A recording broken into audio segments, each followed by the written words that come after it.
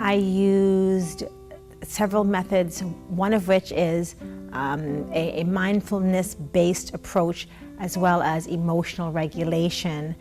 So there were some fundamental breathing techniques, and then from there, building techniques for self-regulation. So a person or children, because we work with both children and adults, could then learn how to regulate their emotions, because that's what all of us struggle with. How do we manage our emotions? When you're stressed, how do you manage stress? When you're angry, how do you regulate your anger? And when you have the tools and the techniques to be able to manage your emotions, then you have profound coping skills that you can take with you for the rest of your life, and then you become a more empowered person. We worked generously in the schools because that was the most regulated, where, well, in the trial program we worked 8 weeks in the schools, and then in the ongoing program that we continued, we worked another 8 weeks, and the children learned some fundamental, and little children starting from kindergarten up. And so the basis, the first starting point, step one, and the children learned each step so that they could do this for themselves. And so step one, focusing on their feet. Why? Sounds strange, because when we're all stressed and struggling, we're up in our head. And so by learning to just focus on your feet, you get out of your head, and it actually triggers your relaxation response as alongside deep breathing, and that is deeper diaphragm breathing. So exhale, all the air going down, feel it in your belly. We are going to transfer that now all the way down to our feet.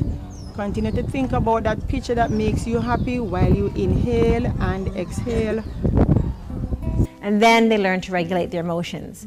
So they would learn how to identify emotions within themselves that they would call a negative emotion. So anger or frustration or inadequacy, release that from them, and then concentrate on a positive emotion that they would have, that they learn to identify for themselves: confidence, self-worth,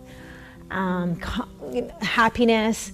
So a feel-good place for them, and they would then integrate that into their body. I am special, I am somebody, and feeling good about me. You're going to soak that in like a sponge into your heart, into your chest, into your shoulders, arms and hands, into your throat, into your face, into your back. And the children learn it very easily. They have a couple sessions. They can say step one, step two, step three, step four, and they could say, because they learn it internally, they learn it for themselves, they learn how to feel good inside themselves and how to change their own emotions. The opportunity to use schools as a means for children to also learn to become mentally strong and emotionally strong, and because that's what we take into adulthood that makes us healthy beings. Integrating that into school gives children lifelong powerful skills.